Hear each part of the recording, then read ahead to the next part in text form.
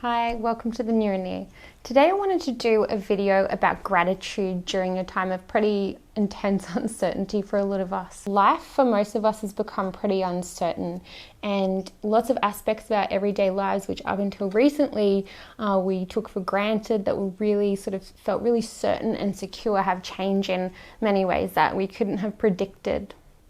And I think even just the constant news reports and all of our conversations being centered around the virus and the sort of looming threat of even further changes and policies regarding social isolation has created a real atmosphere of stress and anxiety for many of us. For me personally, having the carpet kind of pulled out from beneath me so abruptly has actually highlighted just how many areas of my daily life I had been taking for granted to a large extent. In this video, what I wanted to do was kind of take a minute together just to practice a little bit of self-care through gratitude. I've included a template for the exercise I'm going to do right now in the description below. So if you want to write stuff down with me, go ahead. Otherwise, you might just want to have a think or a chat about it. So probably the first step is to acknowledge that probably we're not in any immediate physical danger. So we can afford to take a minute out for self-care. You might want to take a moment to kind of make yourself comfortable, get out, a pen and paper or a Word document on your laptop or your phone, maybe make yourself a cup of tea. Once you're settled in, just take a moment to be still and take a couple of breaths. So sometimes I actually feel a little bit resistant to practicing gratitude when things are really stressful. I'm sitting here trying to be all zen and my brain saying, but things really do suck. What? I'm supposed to be grateful that my wedding's probably cancelled and I'm not going to see my family for 6 months and I'm stuck across the border. So I don't want to dismiss this or try to pretend that, bad things aren't happening. I'm going to take a minute to acknowledge them. And actually, for me, I want to write these down. That way, when I'm sitting here doing my gratitude practice and my amygdala is screaming at me, oh my gosh, you're stuck across the border. What's going to happen if you don't have work next trimester? I can say, yep, chill out. I know, it's on the list. I'm definitely not going to forget to worry about that later. Trust me. So on my list, I had, what if my partner gets sick? He kind of works in hospitals every day. I had, my anxiety is eating me alive right now. What if my parents get sick? What's going to happen to the economy? People are acting crazy irrationally. What if things start to get worse or dangerous? What happens if the healthcare system is completely overloaded?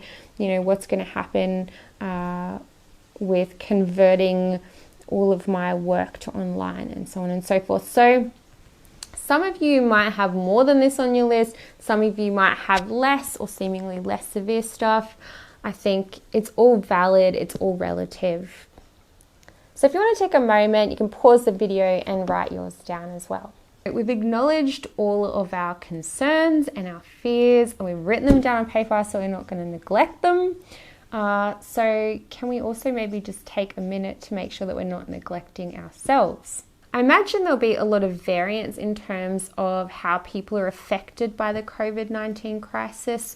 For some of us, it might just be a bit of an increase in those background levels of stress and agitation. For others, the anxiety and fear might be quite severe. Whatever the level of effect for you, I think is always useful to take stock and just be aware of it. Again, if you need a pause during this exercise, don't be shy.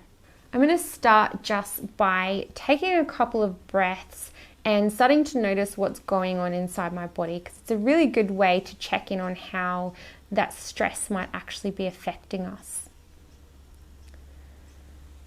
You might notice that you're clenching your jaw or you feel uneasy in the stomach. Parts of your body might be kind of tense or stiff. Or you might feel like a tightness in your chest or something like that. You might not feel anything at all. We're also going to pay attention to any worrying or disruptive thoughts that might arise at this time. So if it's a worrying thought that you've already written down on the list, and see if you can remember, hey, yep, I know, I've already got that one, and do your best to let it go and come back to your breath. If it's something new that you haven't got on the list, get your pen out, add it to the list, and then you can let it go and come back to taking some time out. I'm also going to notice any emotions I can identify here. So it might be anxiety or worry, there might be a bit of sadness, just agitation, impatience, whatever it might be. And I'm actually going to write those down as well and give them a rating from 1 to 5, with 1 being pretty mild, right up to 5, which is kind of severe or maybe even unmanageable. So I've got a 3 for anxiety, a 2 for sadness or loss, a 3.5 for stress and tension, and I also had a feeling of hopefulness at maybe like a 2.5 or a 3, which was nice as well.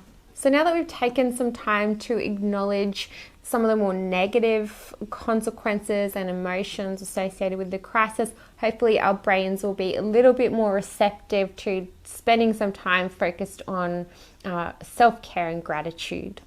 So you can obviously do this in whatever way feels comfortable or authentic for you.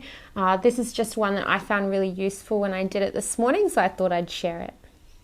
It can be really difficult to know where to start with gratitude, particularly when things aren't actually great. So I've divided it into gratitude for past, present, and future, and then further categorized it in terms of small things I'm grateful for and bigger or more significant things I'm feeling grateful for. So when we're looking at the past, it's really anything that's already happened that you're grateful for. I was thinking about kind of, the little wins, really modest moments that you can find joy in. So I wrote down all the wonderful books I've had the opportunity to read, side-splitting laughter I've enjoyed in my time, beautiful films. And then for bigger or more significant things or things that have a bigger impact, I had all the time that in the past that I enjoyed relative job security, that I've always had access to enough to eat. I've received an education. That education has equipped me with the skills and knowledge to cope with difficult times. So I was thinking about what I could write down for gratitude for the present, as well as just, the lots of different things that popped into my head. I also had a look at my worry list and thought about whether there was any kind of silver lining I could pull out from any of those. So I have the resources that allow me to work from home. I had that, at the moment, my family are currently healthy and safe. I live in a country where there is some access to welfare for people when things go terribly wrong. I had that I'm engaged to the love of my life. We've got a roof over our heads right now. Right now, our jobs are secure and we still have an income. And for small things, we've enjoyed a really beautiful meal together last night. I've had the opportunity to curl up on the couch with my partner, read a book and watch TV. I'm grateful for all the other YouTube channels that kind of are keeping me sane during this time. It can be hard thinking about the future because we're so focused on all the potential problems it might bring and nothing's guaranteed at the moment. But the beautiful thing about the unknown is, we can't guarantee anything good's going to happen. We also can't guarantee it won't happen. And I think that gives me a little bit of poetic license to write down whatever I want. So in the big column, I've got the beautiful wedding I might have, many more years with my loved ones, new and different opportunities, perhaps even better than the past or present ones that I'm losing, awesome adventures I'm going to go on, new friends that I'll meet and connect with, career changes, successful businesses, seeing my friends and family, and hopefully making some worthwhile contributions to those around me. So smaller moments that I'm grateful I might have the opportunity to have in the future. I've got all the pretty things I might see beyond tomorrow: sunrises, landscapes, art, people, all the wonderful new meals I might taste, all the hugs left to be felt, days that I'll get to sit in the sun and enjoy the clouds, nights that I'll get to sit under the stars and enjoy the moon. All the great ideas I'm going to have, all of the nice rainy days where I'll be able to curl up and read a book. So please share this video if you think it might be useful to somebody else. I hope that it gives someone somewhere, a minute of respite from all the stress and worry. This channel is dedicated to empowering people through free exercises that I derive from psychology, neuroscience, counseling, and philosophy. So I hope to post some more videos for you soon. Until then, thank you so much for watching and stay safe.